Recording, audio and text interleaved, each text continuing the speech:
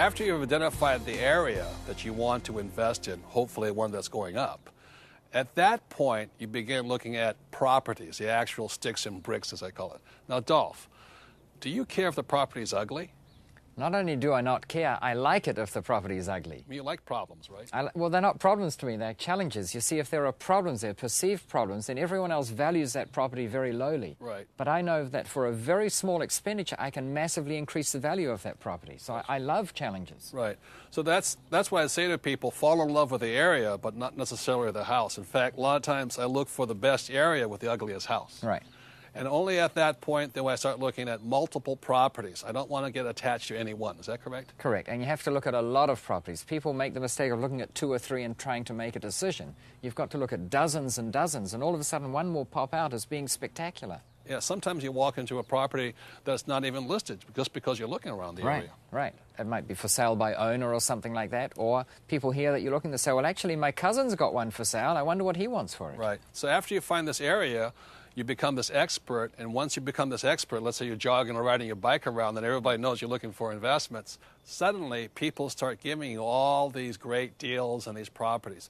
So that's the next step. After you've identified the area, then you start looking for the properties, and oftentimes I don't really care if they're bad. In fact, some of them can be too bad or too broken, but you're looking for problems sometimes, or sometimes they don't have to be a problem. It's just great deals.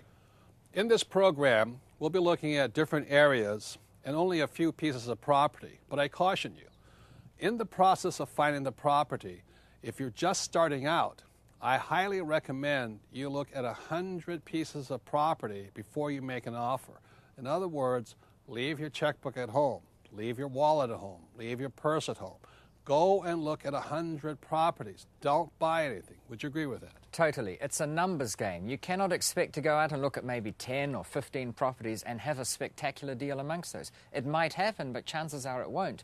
And even if it is there, you'll have no reference to go by. You won't know if it's a good deal. I would say this is a must of this step. Learning to love to just look at properties. We've looked at tens of thousands, haven't we? Over the years. And whenever we go anywhere, we always get out and look at real estate, be it on holiday or whatever. Right, so this goes back to point number 1, is decide to learn, to become an investor, because you'll learn something new every day. Every time I go to a new piece of property, I learn something new. Which helps you in deciding whether the next one is good or not. And remember that time you were teaching this course and you have this formula of 100, 10, 3, 1. In other words, 100 properties, you make offers on 10, you get 3 accepted, and you just buy 1. So 1 out of 100 you buy. And this one guy in your class stood up and said, I've looked at 20, I haven't found anything yet. Remember him? Yeah, well, he was angry, but he only looked at 20, and he cannot expect to find a great deal by looking only at 20. And most people give up, you see. This is, I think, one of the best rules there is. Look at 100 pieces of property. Most people will go out, they'll look at 13 one weekend, they might look at 15 the next weekend, and they'll say, gee, I've looked at 28 already. But the weekend after that it's raining and they don't look, and the weekend after that Cousin Mary's getting married, and all of a sudden they say more to themselves than anyone else, it doesn't work. Right. You've got to look at the numbers. And it becomes so much fun. And, the best part about it, if out of those 100 you find one that makes you rich for the rest of your life, it's worth it, right? It's self-explanatory, yeah. And fabulous. You can find one every week if you put your mind to it. Right, and after a while, it becomes a process. It becomes a way of life. And that's why I say the first time, find an area near your near where you live or where you work, and make a regular process through it. You're looking at them, studying them. But what you were saying is most people look harder for a car. Right, they'll spend more time, more weekends going out to look for a car that will depreciate and go down in value over time and only serve them for 5 years anyway, than they do going out looking for one piece of real estate that might feed them for the rest of their lives. As an additional point, I'd like to add that when you're finding your area and identifying pieces of real estate, this is where your broker becomes very important. Not all brokers are equal. Not all brokers have the same intelligence. As you're going through the area and looking at different properties, you'll soon find out the brokers you like and brokers who like you, right? Right. And then also, not all brokers work with investors. Most of them work with home buyers, especially the first time. So there's, the kitchen's important. How pretty is the paint and all that. Well, we don't care about that. So on top of finding the right broker, you have to find one that understands you and hopefully is an investor himself or herself. Right. Most brokers that understand you, that have the same mentality, are investors. And don't ever be put off by a broker who is an investor. Don't think, well, if there's any good deal that comes along, he'll take it for himself. No broker can buy every deal that comes across his desk. Yeah. The advantage of a broker that does invest is he understands the mentality, understands what we're after, that we don't care whether the deli on the corner is good or not. We just want a good deal. Yeah. Investors think different than home buyers. Right. And so, Dolph, there's questions you can ask a broker to find out whether or not they're compatible with you or share the same investment philosophy. Is that correct? Sure. In fact, often what I do when I go into a new area, an area that's new for me anyway, is I will go to a real estate firm at random and just go up to the person at reception and say, tell me, who would be your best investment broker that you have here? And if he or she says something like, well, I don't know, they're all good, then I know I'm in the wrong place, so I go on to the next firm. But let's assume I come across someone who says, well, actually, that would have to be Frank or Sally. Then I say, well, I'd like to speak with them, please. And I've got a couple of questions for them, too. The first one might be, all right, Frank, could you show me what are your top 3 investment properties that you have on your books at the moment? That's my favorite question. I say, what do you think is the hottest deal you got right now? Yeah. And if they say, well, gee, they're all good, which one would you like to see first? I know I'm dealing with the wrong person. But if they say, well, actually, the top deal, the hottest deal we've got would have to be this one here, I'm almost there. I'm not quite there because I still have one more question to ask, and that is why? What's your criteria? How did you analyze this thing? And in analyzing, you find out whether or not you are in the same wavelength. Whether we're compatible, whether they think the same way. If they say, well, the deli down the road has just the best sauerkraut or whatever, then I know I've got the wrong person. I went to this one place, and the guy said, this is the best deal. I said, what is it? It said it was this new construction and all this. All you do is put $5,000 down, and in 2 years, it'll be worth $100,000 more. That's not an investor. That's a speculator. That's a speculator. Right. But if they say, well, you know, this property sold 5 years ago for $200,000, it's now on the market at $300,000, but all the others around it that are similar are selling for $350,000. I know I've got someone who can speak our language. Or they hear of somebody, say, a new company is moving into this area, and all the properties around it will go up in value. This person is paying attention to what the market is doing and whether it's going up or down. Right. So many times, real estate agents focus on the house and not the market. So what I'm watching for or listening for, hoping to hear, is I have a real estate broker who is the same thing with me, is they're looking at the area first, the property second. Exactly. And when you find a good broker, pay them well. I meet so many people who will tip their waiter 20%, but try and stiff the broker 6% or whatever the commission is. You know, that's tipping somebody who's costing you money rather than tipping somebody who can make you rich. I like to pay my brokers everything. I mean, I like making them rich because they're making me rich too. Right, right. In this video, we only have time to go over a few areas and a few pieces of property. But please let me reiterate the importance of looking at as many pieces of property as possible before you break open your checkbook. For this video, we too went through the process of looking at many, many different pieces of property before choosing these to look at. With help from Ryan and Kim, we decided to focus on just a few key areas quite near where they lived. Some areas had a clear history of trending upwards in value. Others hadn't yet begun to significantly appreciate, but showed good potential to do so. And others still showed a likelihood of remaining fairly stable in value. Each property we looked at had asking prices in a similar range, but because of the areas they were in, they showed very different potentials for cash flow and appreciation. The first property we looked at was in a quite desirable neighborhood near an upscale shopping center. A very solid-looking rancher, it had 3 bedrooms, 2 baths, and an asking price of $139,900. As we're talking about, area is very important. Houses are houses, but area is very important. One block to the south are all the high-end car dealerships, Porsches and Ferrari. About 3 blocks to the east over there are very high-end tourist attractions. And just 5 or 6 blocks to the north here are the high-end shopping centers, fashion parks. So this is a great, stable neighborhood. Wouldn't you say that? I agree. And when you look down the street, you can see that all the houses here are very straight and tight and clean. It looks as though it's a very well-kept neighborhood. And this house in particular, I think it looks very tidy. Just from what we've seen here, it's got a very clean concrete pad here. The roof line is very straight. It just looks a very neat house that you'd feel comfortable renting out to someone. What Dolph is talking about is when you first walk up to, it's called curb appeal. How does it emotionally hit you? Does it look clean? Does it draw you in, or does it push you away? So if you're a renter, who you would rent it to, they would say, oh, this, I'd like to live here. And that's very, very important. Like I look at the roof. That's a great looking roof. Right. Yeah. In fact, I think it's been extended because when you compare this house with the ones either side of it, they've all got carports with just a wall at the end, and I think they've boxed this one in and extended the roof line. It gives the impression that the house is a lot bigger than perhaps it is. Right, what Dolph is pointing out, there's carports there and carports there, but this is an enclosed garage. So as a renter, I'd feel like my car would be protected. Right. And so they're thinking about the cars. Right. What do you guys notice when you first walk up? Well, I, like you said, I do notice that it's kept in pretty good shape. I mean, that's what appeals to me if I was a renter, you know, and I notice the concrete, there's no cracks or the windows are all straight, there's no broken glass or anything like that, so I feel comfortable living in a place like this. Right. Well, that, of course, is the outside, and it remains to be seen what it's like on the inside, because quite often someone might do up the outside to give the impression that it looks good, whereas on the inside it turns out to be not the same. So I'm keen to see what it's like inside. Is the kitchen and the bathrooms, you know, up to standard? Here comes a realtor now. Hi, I'm Bob. Nice to meet you. Hi, nice to meet you, Robert. This is Dolph. Hi, Dolph. Bob. How are you? Good to meet you. This is Kim. Hi, Kim. How are you? Nice to meet you. And this is Ryan. Hi, Ryan. Nice to meet you. So what can you tell us about this area?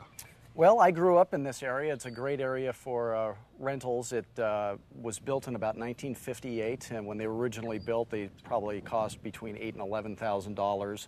And today it's about 140,000? About 140. They've, you know, virtually doubled in value every 10 years. And so in 1990...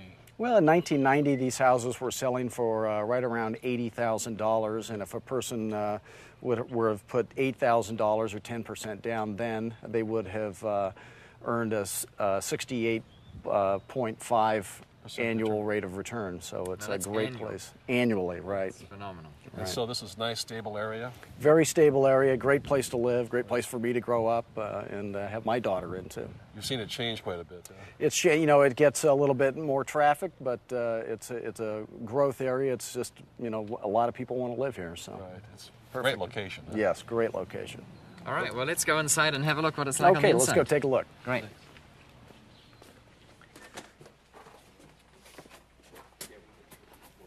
Well, look at this. It's very nice in here. So, well, one of the first things I notice is the fireplace here, and things that tenants like tend to be something like a fireplace where you can have an open fire, and it's kind of got a unique style about it too, so that's nice. It's very quaint. Very quaint. And look at that. That's 1970s disco. You know? Whoa, look at those mirrors. I mean, that really is bad. You can just pull that right off of there. And Yeah, the good thing hang it. about, exactly, Kim, it's just perfectly. All you do is take it off. It's not expensive to do. I mean, you can do that, you know, in an hour at the most. Right. And then you get a little paint, and it would be very nice.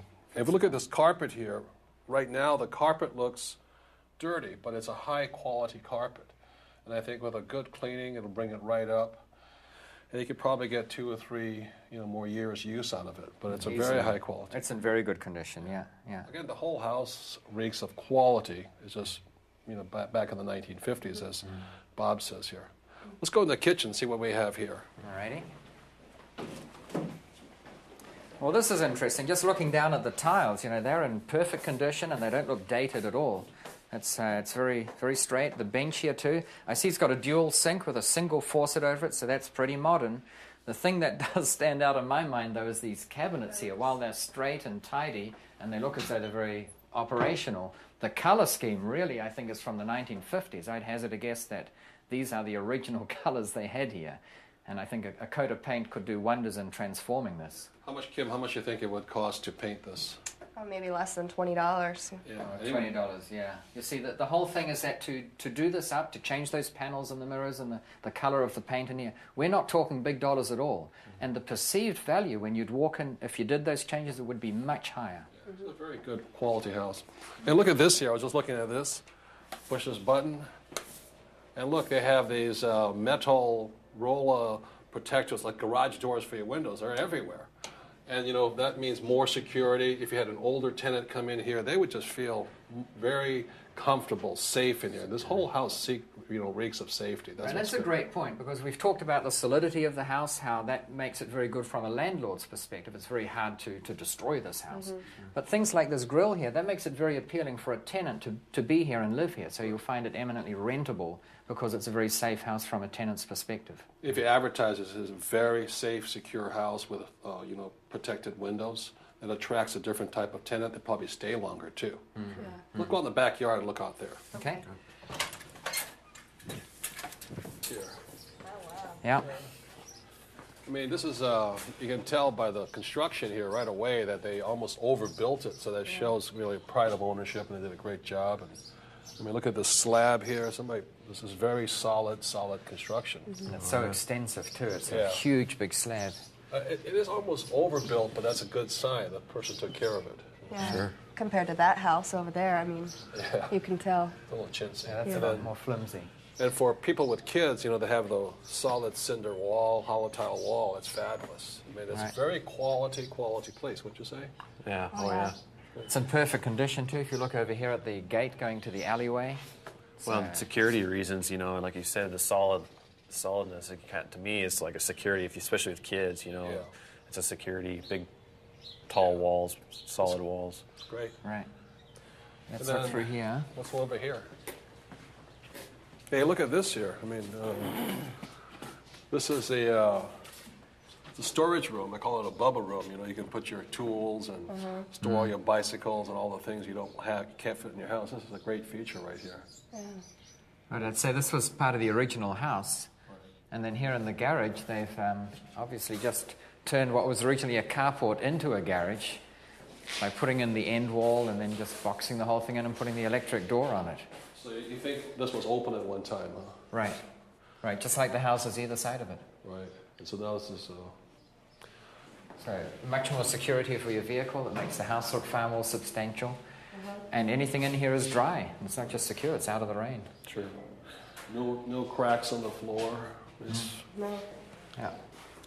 very well Yeah, it's done. generally a very solid looking place. And again, the only downside is there's nothing you can add to it. You can't turn a carport into a garage because it's already been done, Yeah. Yeah. But for somebody who is like me, who's not good as a handyman, this is perfect, because I don't have to do much for it, just paint it and a few other things. But it's Right. a very solid, well-built house. Yeah. It'll last for years. So I would summarize, this is an excellent house in an excellent neighborhood. It's indestructible. It'll last for years. It has appeal to a renter. And for somebody like me, I don't have to do much to it. So I love it because it's high quality, good neighborhood. My investment would be secure. But, for somebody like Dolph, he would say this wouldn't appeal to you because it's too well built, maybe, huh? Well, it's not too well built as such. There's just little I can do. I like things with a twist where I can add value to it without spending much money. Now, having said that, if the numbers work, it's still a great investment. I'd be interested. And what I like about it is from a tenant's point of view, they would feel secure here. They would feel as though when they come in with their car, they can lock it, and if they go away for a week, no one knows whether the car's here or not. It's not an obvious indicator as to whether you're at home or on holiday or something. So I think it's got great tenant appeal as well. Right. And again, if the numbers work, it's a great investment. Yeah, this house is almost indestructible. Great neighborhood, secure neighborhood, and the house is even more secure. So I think it has a lot of pluses in that part. Right. But you say if the numbers work, that's what counts. Sure. Well, Dolph, what did you think looking through it? Well, certainly on the outside, it looks very straight and tidy. The inside is also good. It's not quite up to the same standard. It's got some things that look a bit older. But I think overall, this is a very clean property. There's very little that needs doing to it. Yeah. I think it is simply a numbers game. Do the numbers work? In other words, what can you buy this for? And what are the rentals? And what are your expenses? It's going to be a simple exercise of analyzing the numbers to see if it's a good investment. Right, on a scale of 1 to 10, as far as a rental property, I'd probably give it an 8. It's solid, great area. What did you guys think? That was pretty good inside. It was fairly clean. I mean, it needed a little updating here and there, new Little paint. paint. But other than that, I thought it was in pretty good shape. Yeah. You know what I liked about this house? It's indestructible. I mean, it's a tough, well-built house. Right, Very- brick and concrete, and there's little that can go wrong. It's a quality house, and it's solid. That's what I like about it. There's probably little you can do to add value here. I mean, we're at one of the houses either side, then you could turn the carport into a garage, but that's not possible in this case, and there are many other things that are not possible to do here. It's not as if the driveway needs sealing or anything. Right. But that's why I say it's simply an exercise in working out the numbers. If the numbers work, it's a good deal. Kim, your final impression of a house, since you and Ryan will be investing it together, what do you think of it? I think it's great. It's in good condition. Just needs a little bit of updating, like paint, simple things, maybe tearing off some old mirrors and stuff like that. But So you could give it the nice woman's touch to it. oh yeah, it's a once over. Yes, Right. that would be nice. Well, we have a lot of other houses to look at, and so let's keep going. This is a nice one, but let's see what we can find. Let's go. It's Okay. exciting. All right.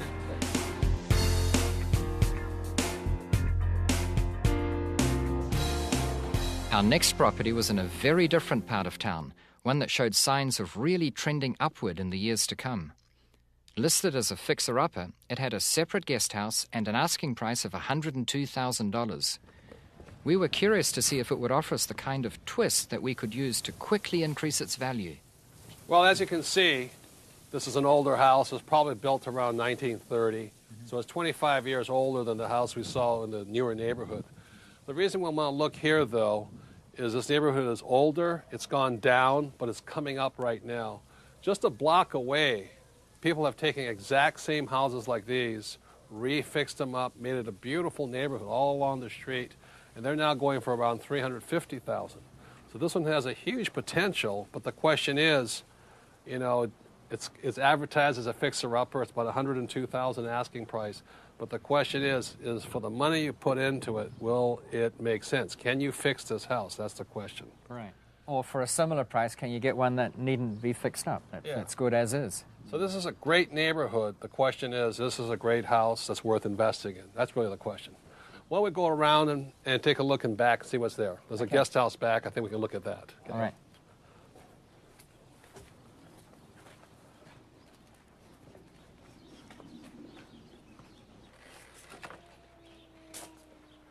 Mike, look at that. Yeah, and the hole Look at up that. there. Look at the cracks there, the cracks there. Right. Look at this master carpentry work here.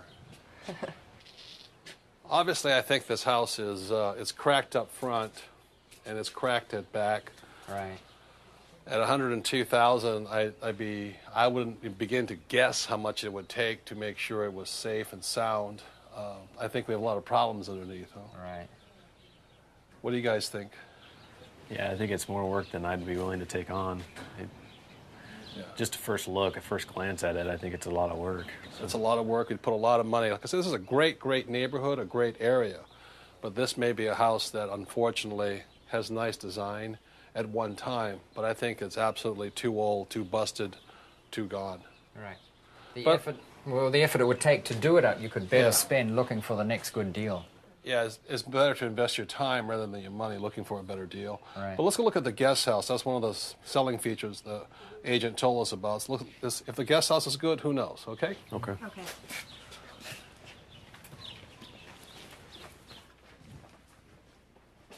Oh, gee. Jeez. Look at this. Look at all this.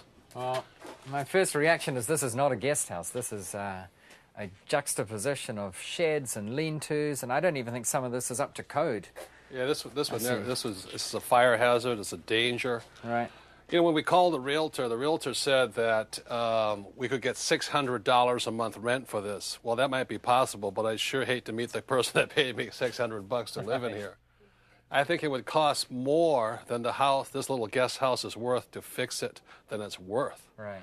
So I really think this whole project, you know, even though it's got some character, like I said, it's a great neighborhood, but there's better investments. This would be a waste of time and money and effort, and I think the price is unrealistic, even though it's the lowest price in the neighborhood. I agree. I think for this price, we should see what else can we get in this region and see, you know, how that would perform relative to this. Yeah, I mean, you're pretty good at fixing things up, but this is a major job. Yeah, this is more work than I want to get into. Yeah. And it would cost more than you would ever get your money out. So there's far better investments. Let's go look at other things. Okay.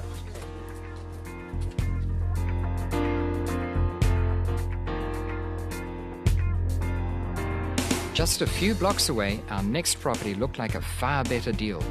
Listed for $129,900, it was a fully renovated bungalow with lots of backyard space and terrific curb appeal.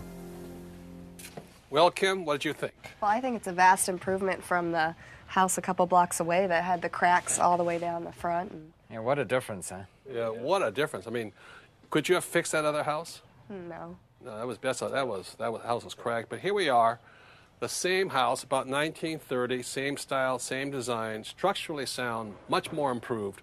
Like, you know, the question is, what do you think this house will be worth, 5 to 10 years from now? It's a great neighborhood. Right.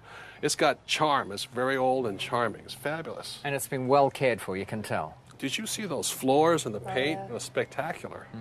They really brought it up well. I mean, this is a great value.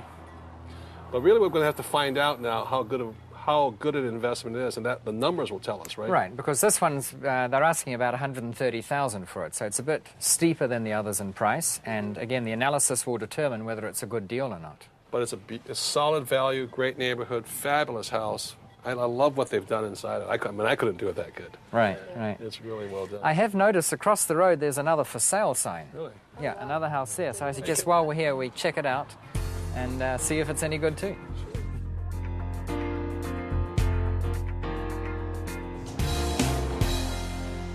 You know, whereas the house we've just looked at was $129,900, this one here I see is only $114,000. Not altogether unexpected. The one there has a lot of charm, and this one, I'd say with the way that the front yard is, it doesn't really have the same appeal. You almost can't see it because it's just so not attractive from the outside. The landscaping is terrible. Right, and we wouldn't really have noticed this one had we not been looking at that other one, but I say, since we're here anyway, let's have a look inside. Yeah, let's go take a look at it.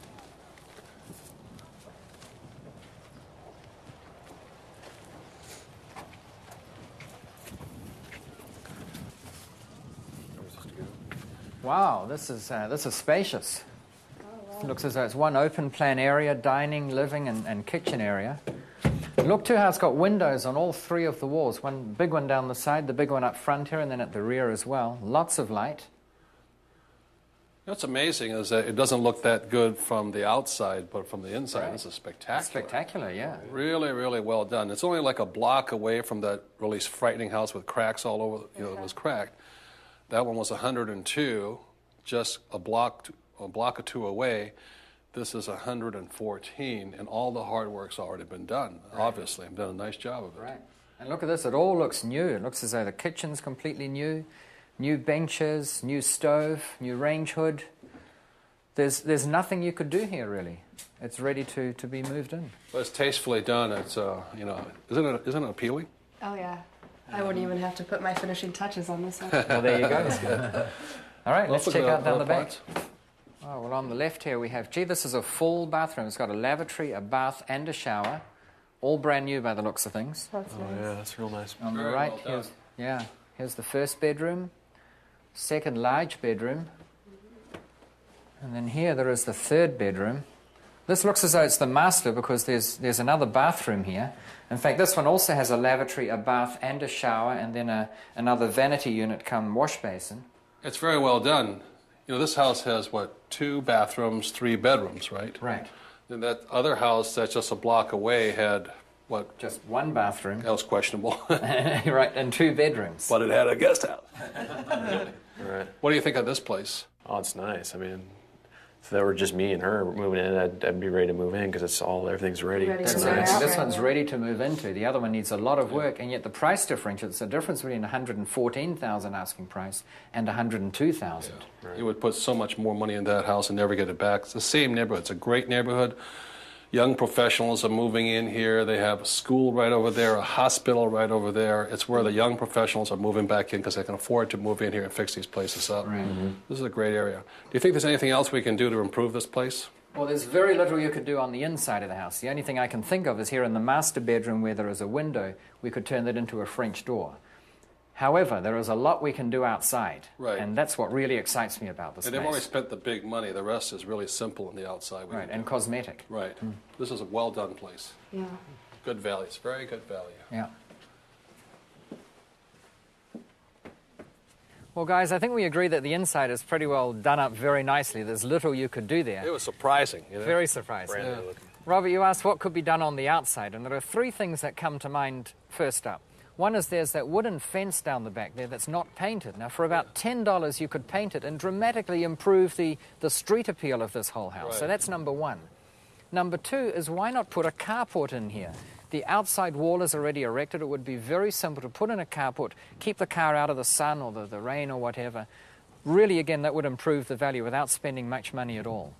But the third option, and the one that I think perhaps is the most appealing, is why not take that fence down altogether? There's a lot of spare land down the back. Yeah, it's why just not? wasted. It's wasted. Yeah. Why not build a 2-car garage with a tool shed or something like that attached? And again, that would dramatically lift the value of the house for a very modest expenditure. And Ryan, you're good, you know, with your hands and tools. Could you put up a 2-car garage back there? Oh, yeah, no problem. Yeah, it'd be easy. Lots of room back there for it, so. And that's what I love about this place. Even though it's nearly completely done up, there is still a twist here, and the dramatic twist is the street appeal is not reflective of what it's like on the inside. Right, and everybody around them, they're improving their property, they're improving their property, they're improving their property. This whole area is coming up. I like that. Right. Well, let's look at the front yard, see what we can do here. Well, as I said, it's really spectacular on the inside, but we almost missed this place because it has no curb appeal, right? Look at this thing. This bush here is dead. It doesn't look good, and it's a blank wall. Right. I think it needs a door there, maybe a porch, a little rock, walkway up to it. Really make it quaint. Don't you think so? Right. Oh, yeah. Could you put a door in there? Oh, yeah. Just knock it out and put a door in. It wouldn't be that big of a deal. They're pretty simple. What about the lawn? Well, if we change the garden a bit, put in fresh lawn here, perhaps have some flower beds around the edges, and more particularly out front, there's no fence. We could simply put up a white picket fence. And doing all those things would totally lift the curb appeal of this house. Yeah. So that it truly reflects what it is on the inside. Right. But now, I think of all the properties, this has the most value. Great neighborhood, great house. You don't have to put too much money into it. You greatly increase the value. But now it's onto the numbers, right? Right. The numbers will tell if it's a good deal or not. Exactly. So let's go do and the analyze numbers. them. Yeah.